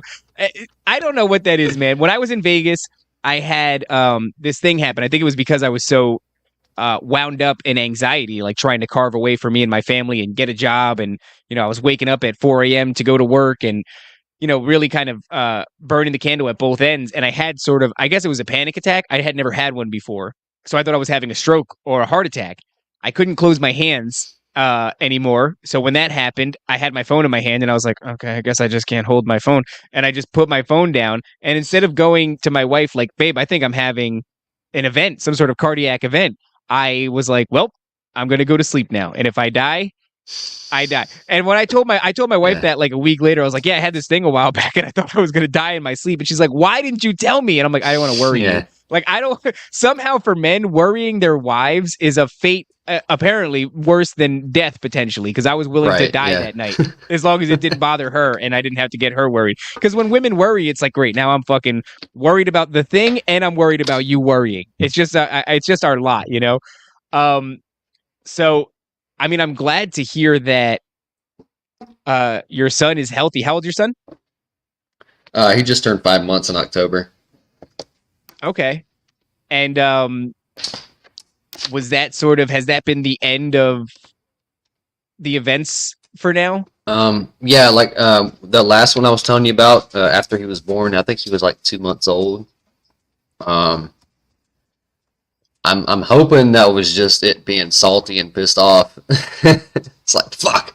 Like, hey man, let me just bug you one more time. I'm hoping that's what it was. I've had one similar instance since then, but I don't know what it was.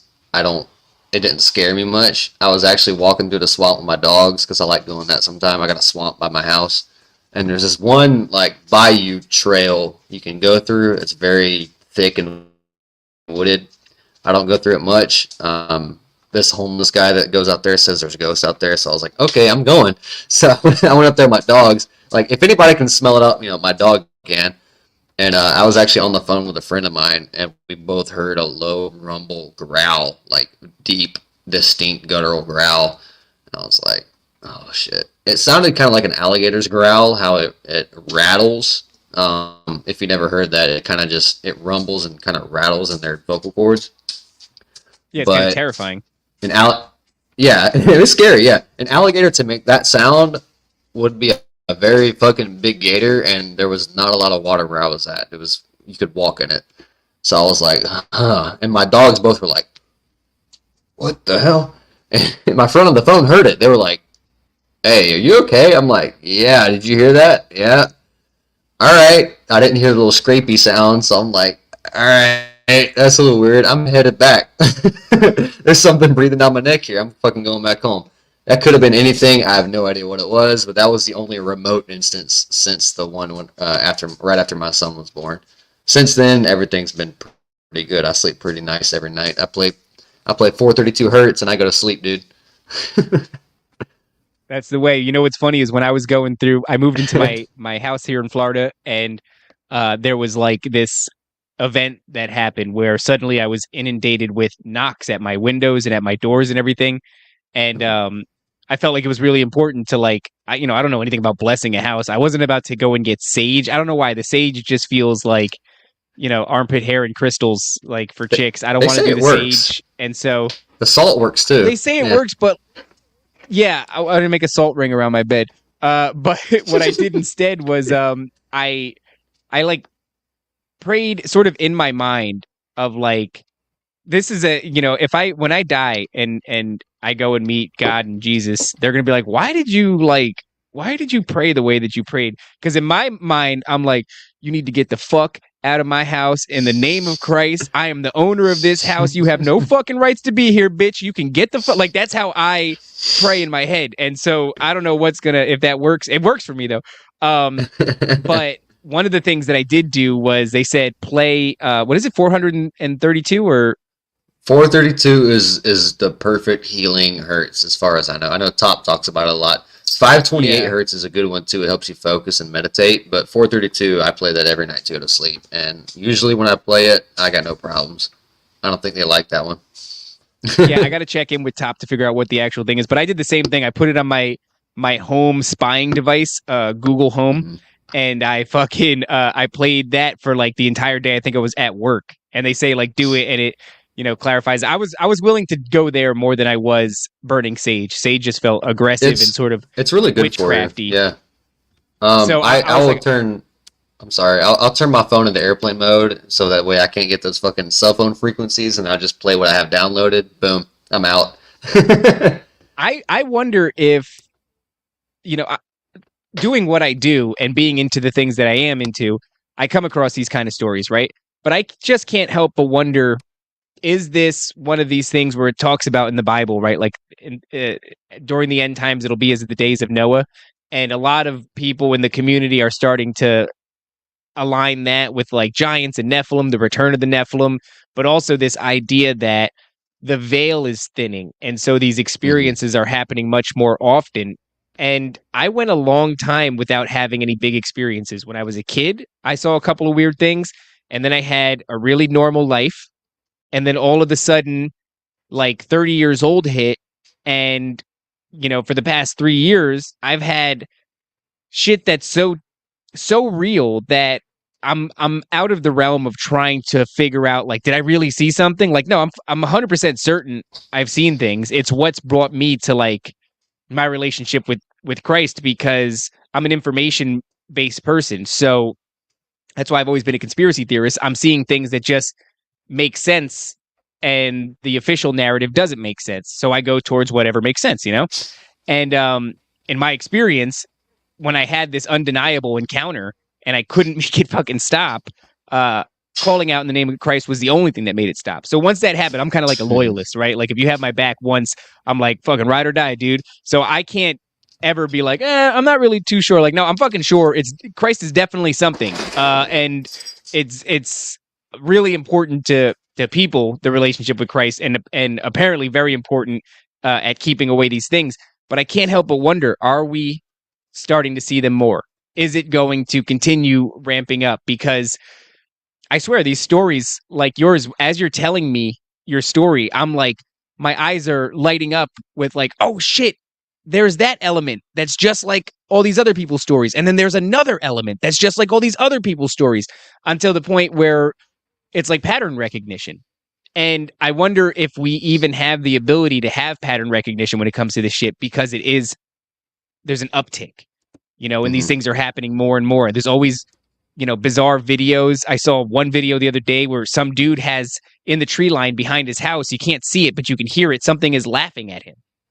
Damn. and he's like telling it, he thinks it's a dude, and he's like, fucking come out then. Why don't you come out? Like, come out, come show me who you are. And this thing, I'm like listening to the, I'm like, that's not a fucking dude, bro. That's like some sort of creature, like and it starts speaking to him, asking him if he wants to play. And as cliche as that Bro. sounds, You gotta I've send seen me a that lot of these video. videos.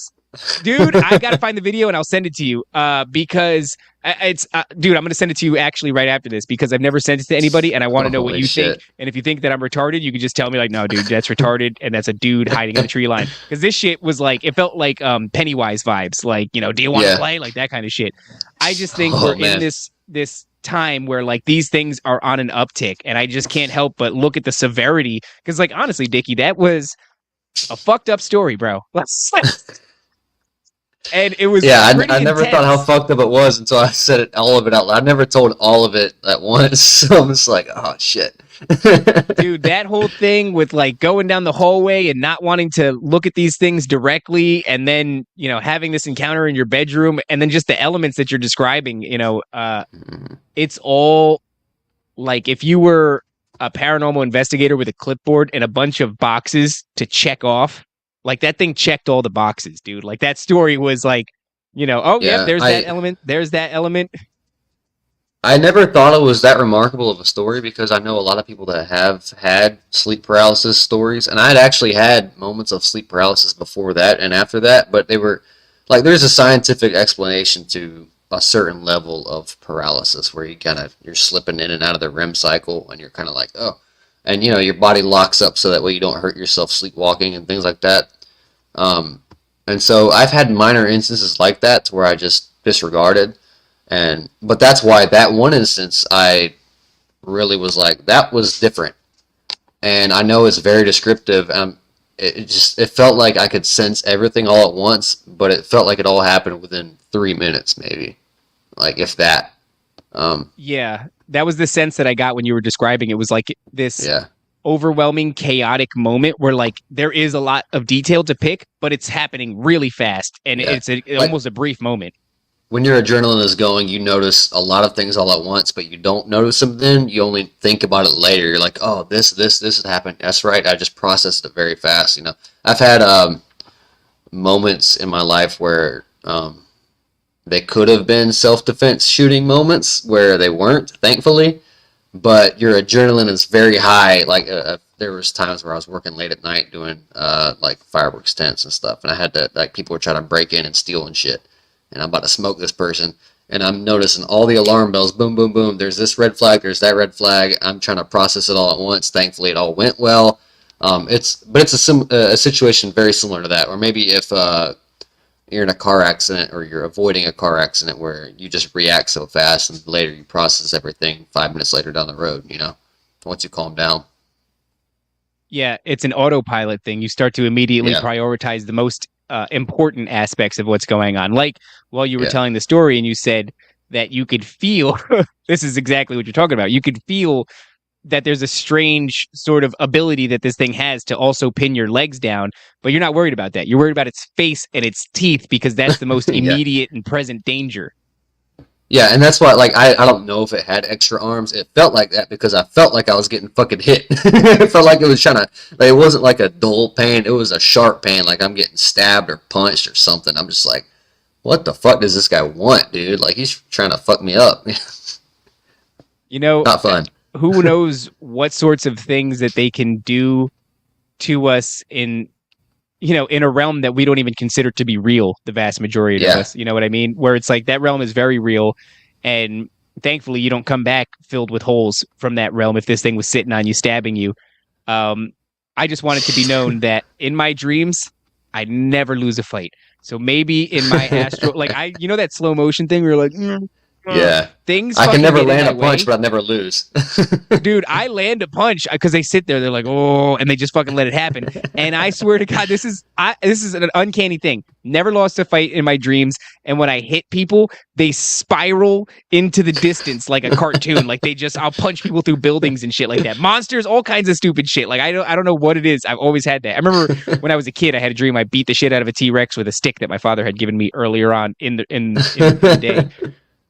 So maybe That's I'm batting funny. okay in the astral realm. But I don't have a lot of time here, Dickie. Is there anything else that you wanted to touch on before we wrap up? No, I mean, I thought we'd have more time, but I guess I took my time doing the stories. I mean, as you were saying with like the end times being like the days of Noah, I think a lot more evangelical Christians would do well to think of that because I think for them, and this is a knock, but I get it. I understand because I was there too. Um, they think that the end times are only going to be, the wars, the rumors of wars, the whatever microchip mark of the beast that we're going to have, and that's it.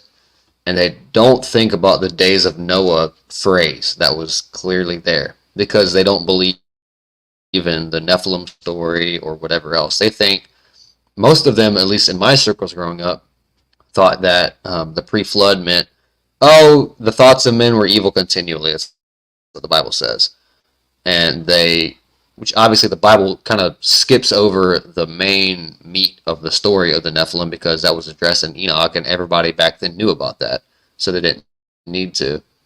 And so they disregard that whole period, which many called the Golden Age, but it was when the gods, the false gods, were here among men, wreaking havoc on the earth, and that's exactly what's going to happen later on when the dragon and the whore of Babylon create the Antichrist, and he's going to be a modern day pure Nephilim, pretty much like we'd never seen before, uniting the whole world, and that's going to be just like back in the days of Noah, when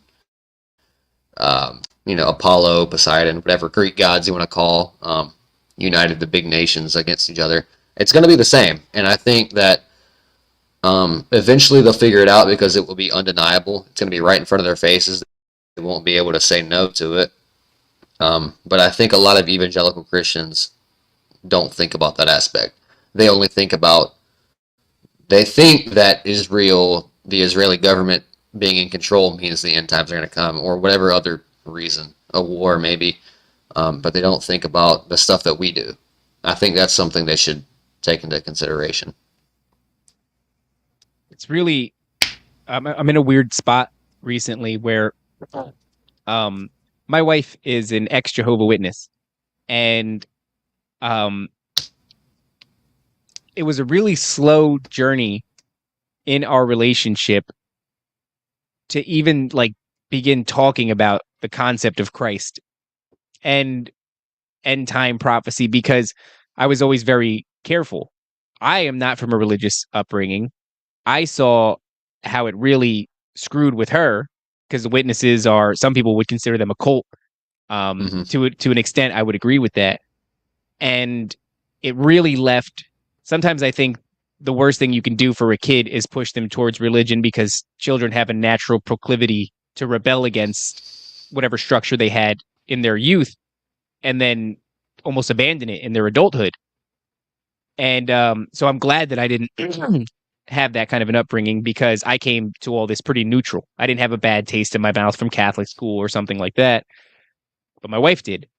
And it's been we've been together now for 10 years, married for 7, and recently, because of everything that I do, this concept of Christ, and also because she's been there, through these really horrifying experiences. And so when I told her, like, oh yeah, babe, the way the way that I made that demon go away was by praying to Christ, she was like pretty cool with that, which was good because even that was like it just felt so touchy for me, to even bring it Hmm. up because when you leave the Jehovah Witnesses, like your family disowns you. It's a whole thing. And Yeah. so she starts talking to me recently about like, oh, maybe we should go to church, which is interesting because I've never gone to church. And I think maybe you share these sentiments with me. The idea that like the church has dropped the ball in a lot of ways, not arming people spiritually, not talking about this whole realm of potential entities and different beings that prey on you and things like that. They just kind of label it all demons and they don't really talk Hmm. about it too much.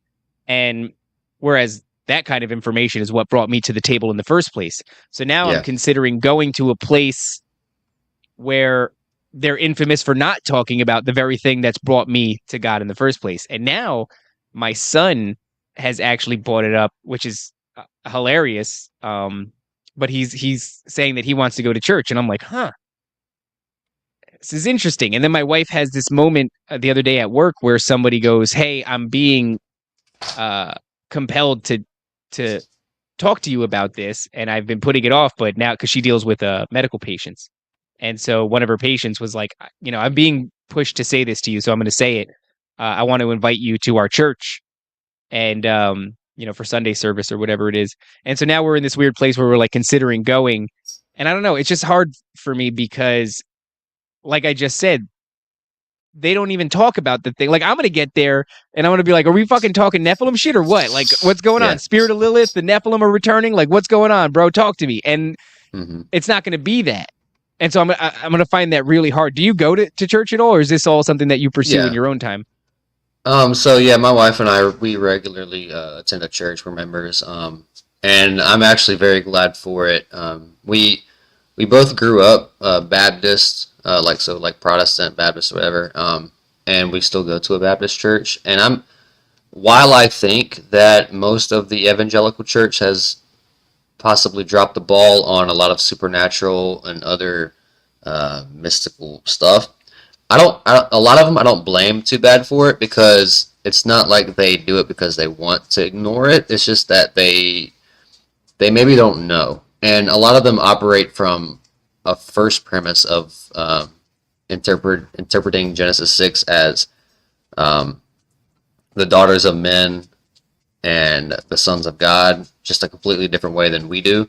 So like they think like maybe the sons of God are Seth, or the line of the Hebrews, and the daughters of men are the Canaanites.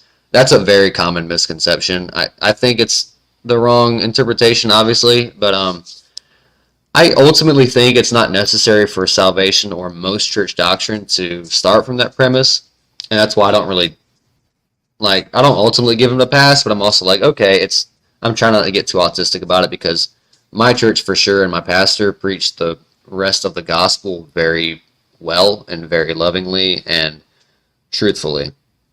And so I think I've 1,000% have gotten more good than harm from my church, especially the community and the people around us that are our age and have kids and stuff. Like, it's been very healthy. So like if you want to check it out, I would encourage you to do that, just to see if you can find a good age group or a good community to plug yourself into with that church. I don't know how big it is, but and I mean, I thought of it this way too.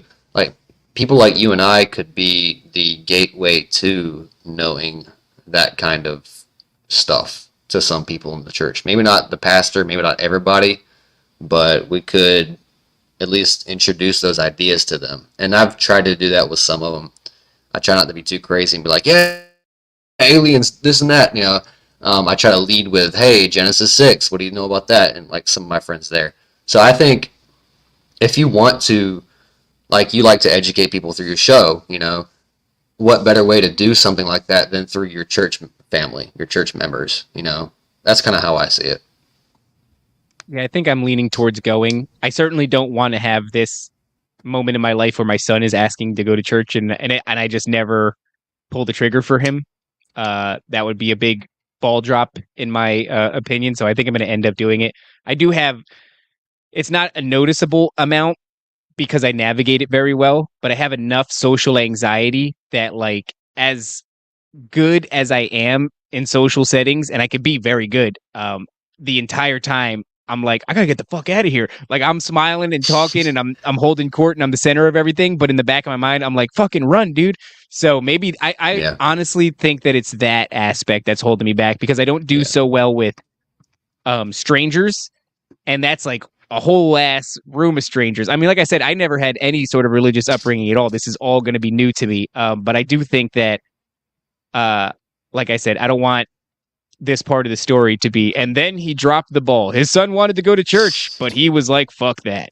Like, I don't want to be Your that son's guy. gonna So, make a podcast, be like, my fucking dad never let me go to church. No, that's why I'm a heathen. Damn it. yeah. Oh my God. Dude, what kind of fucked up kind of betrayal in the future would that Yeah. be, where my son's just got a podcast railing against his dad? I could have found Jesus so much earlier if it wasn't for that fucking loser. Yeah, I was the same way. Like, it's a room full of strangers and stuff. But I mean, once you you make a couple friends here and there, and I don't know how your wife is with being outgoing with people. My wife isn't the most outgoing, but she's better at making friends than I am because I'm an asshole and she's not. So like she helps me meet the husbands of her friends, and so then we become best buddies or whatever. Um, so that helps you a lot. But I would definitely encourage that, like the type of community you can find from a church of I would say like-minded people. They might not believe everything that you do, and they might not line up their beliefs every way with you, but they still believe in Christ, and they're still gonna have similar values to you. So I would give it a shot if I were you. Well, I think I will. Dickie, I've got to wrap it up here. Is there anything that you'd like to say in parting? Yeah, just any one last thing. I think for those like if anybody's like younger and impressionable and stuff, and try to if you want to, you're thinking about dabbling into occult shit and like serious things like that, I would recommend don't do it. Because I never Yeah. did. I never asked really for it. I thought it was all interesting to me, but I never got into it. And the few experiences I've had have caused just immense depression and anxiety and paranoia and stuff that have just they've caused a lot of problems for me. And luckily, thankfully, I've got a lot of people that pray for me and that love me, and I have a faith in God that's bigger than all this, and that's helped me through a lot of it. But some people might not be so lucky. So that would be my advice to someone else: just stay grounded in your faith and stay as educated as you can be.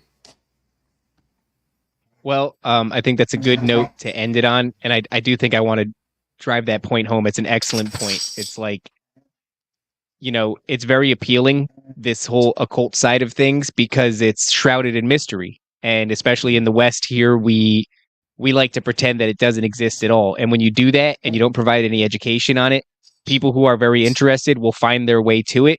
And oftentimes that's through, some shady back alleyway, a metaphorical one. And I took that shady back alleyway and luckily had a voice in my head that was always kind of cautioning me against practicing any of it. So I learned a lot, but I never practiced anything. And luckily, before I ever got around to practicing anything, I learned that it is all real and that it's not the good side of things. I mean, really, the term occult means hidden. And so that doesn't necessarily mean that it's all bad. It is just hidden. But since you don't have a chaperone or a liaison to help guide you through this because the West neglects it so much, it is a really dangerous place to traverse without your bearings about you. And so there is no harm in studying and learning for a long time before you ever decide to practice anything. In fact, my recommendation to you would be don't practice anything except for communicating with Christ and God. And then other than that, learn to your heart's content, but be careful what you put into practice.